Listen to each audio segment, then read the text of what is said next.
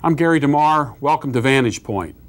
In this session, we're going to be talking with Wes Moore about his exciting novel about what would happen if America was destroyed and nobody knew the basics of the Christian worldview. And we're going to be looking at his novel, The Maker.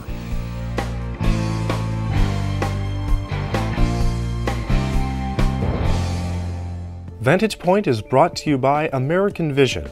For more about the topic of today's show, check out Thinking Straight in a Crooked World. You will find it at AmericanVision.com.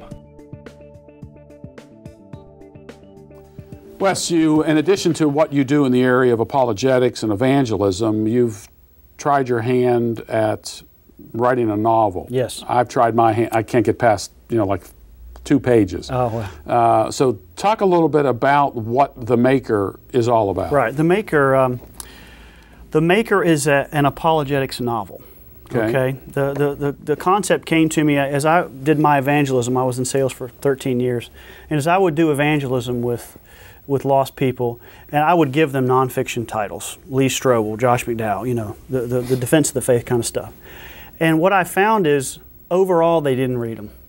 I wanted them to, but in the end, they didn't read them. But all of my friends had novels with them. Wherever they traveled, they read novels like prolifically.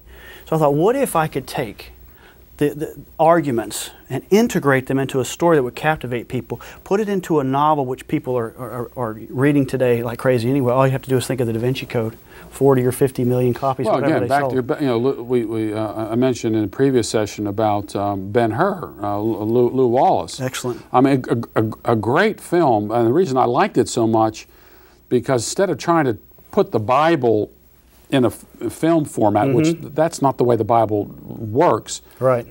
Took the heart of the gospel and built a story around it.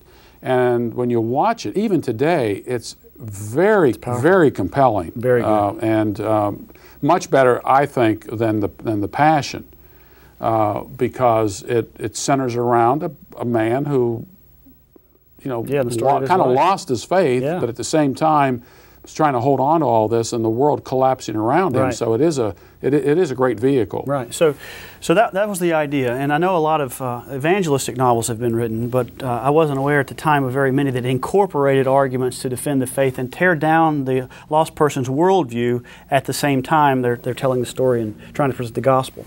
So The Maker is a novel that integrates into the story arguments for God's existence, arguments against evolution, and the full gospel. What's the setting, the time, and the place? The storyline is really, you're going to really like this. It's 300 years in the future, but it's not a sci-fi novel. It's just set in the future. And there's a reason I needed that in my story. I needed some time. America has been completely destroyed, and all history of America has been erased from the history books. An oppressive global government rules the world, and faith is outlawed. And into this, a suicidal archaeologist named Adrian Bach is accidentally sent to America to dig. America's under quarantine to protect the truth about what the global government did. He's accidentally sent there to dig. He digs down and he finds the remnants of a society that's never supposed to have been there. That's America. Remember, the history's been changed, which we see that all the time today, right? All right, he digs a little bit farther down and he finds a mysterious black box with 2 books in it about a deity called the Maker. And of course, the Maker is the Lord our God, the Maker of the heavens and the earth. He's a scientist. He studies these as a scientist. He comes to believe they're true, puts his trust in the Maker, and spends the rest of the story trying to get the truth out to the world about the global government, America, and the Maker. And so that's the basic storyline. There's a love story in it. The really central theme of the Maker is the hopelessness of any worldview other than the biblical worldview. That in the end, ultimately, if a culture gets what it wants, the leaders of the culture get what they want, and God is completely banished, and the God of the Bible is completely eliminated, then the hope of mankind dies with it.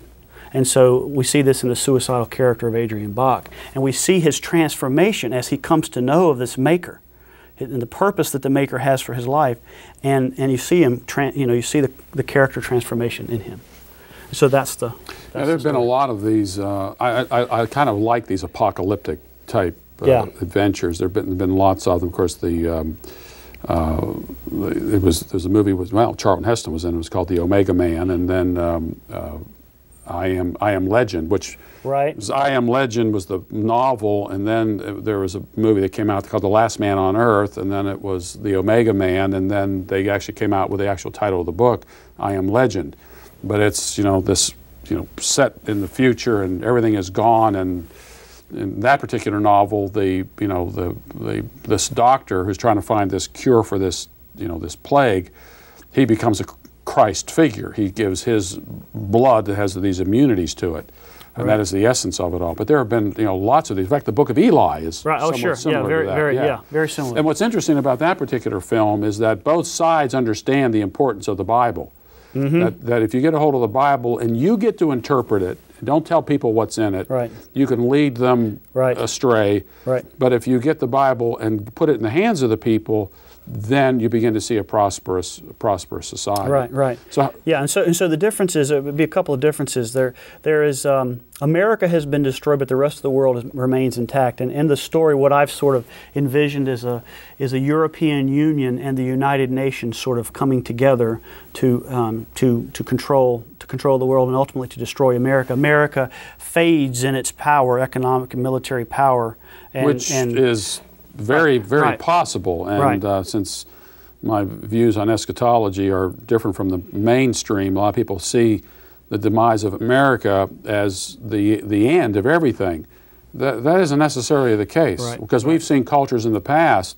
Well, all you do is just trace the four empires in the Book of Daniel, and that are no more. Mm-hmm. And yet we had Europe was the kind of the crown of civilization for a long time, and then out of that grows what is today the United States. And there's no guarantee that America will continue on. And just because America lies in the dust, it doesn't mean that the rest of the world doesn't go on. That's right. And I really wasn't, just to be clear in here, I don't promote any kind of eschatology. My purpose wasn't to do that. Right. Just simply set in the future, and it's intended to say, look at what could happen. So there's a couple of things. There's a spiritual element trying to get people to be able to see God.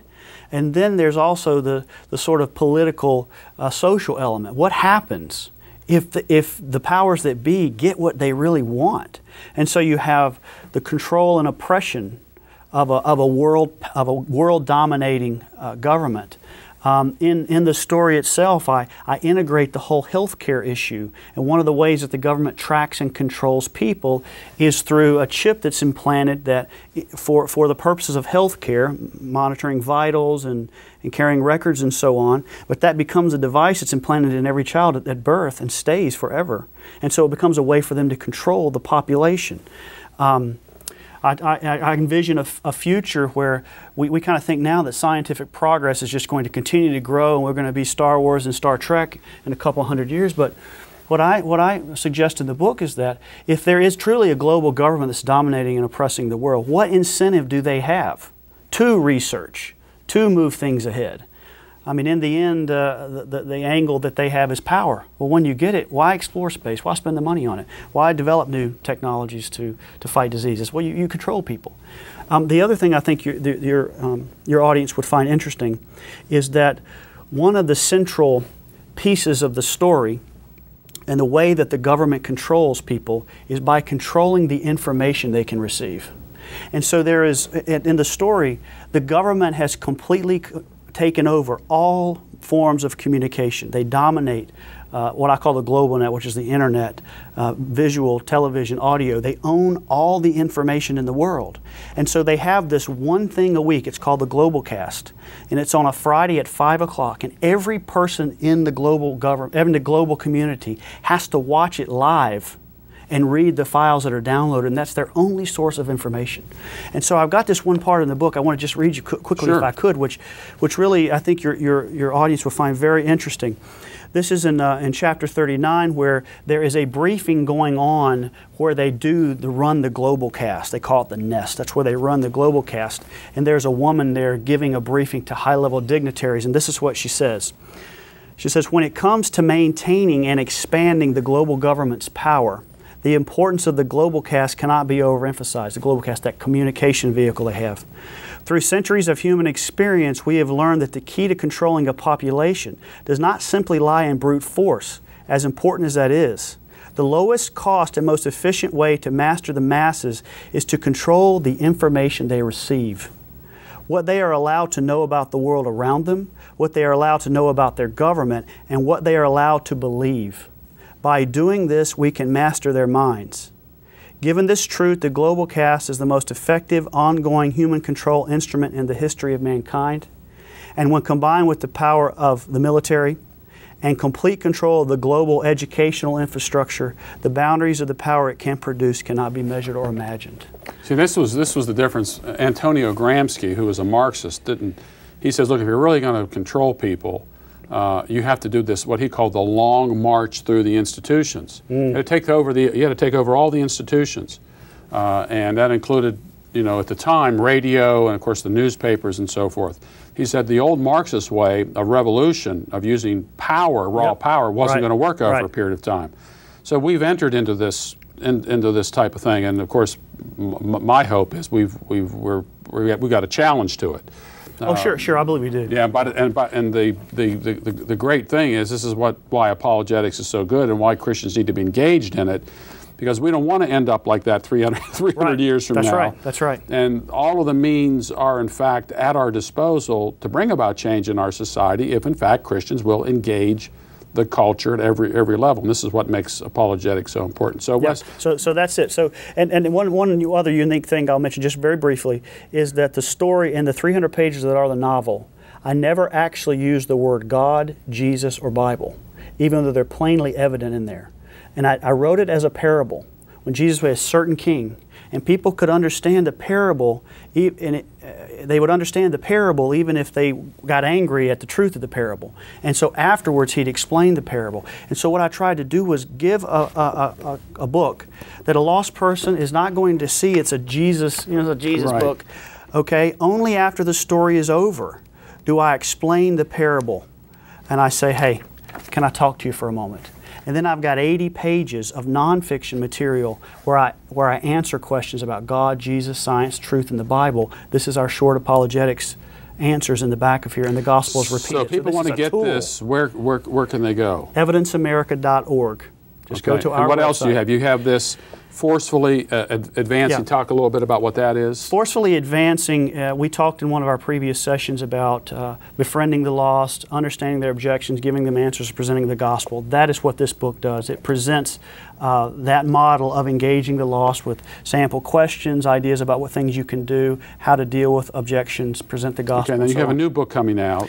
Yes, we talked about the 7 laws of apologetics in the last session, and that the spiritual top 50. The spiritual top 50 will be out in about a week, and it has the 7 laws of apologetics and the 7 laws of evangelism, along with a condensed version of this strategy in about 20 pages and 50 short answers to common questions you'll get in the culture.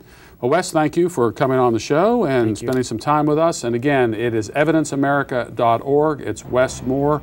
And I would really recommend that you go to Wes's site to get to help you, especially with young people in your church. This would be a great opportunity for them as well.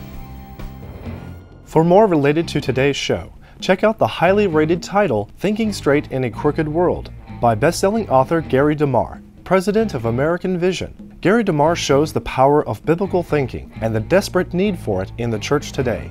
Thinking Straight in a Crooked World is designed to identify the bends in the road of ideas and repair them with biblical straight thinking, from worldview to apologetics. You will find it at AmericanVision.com.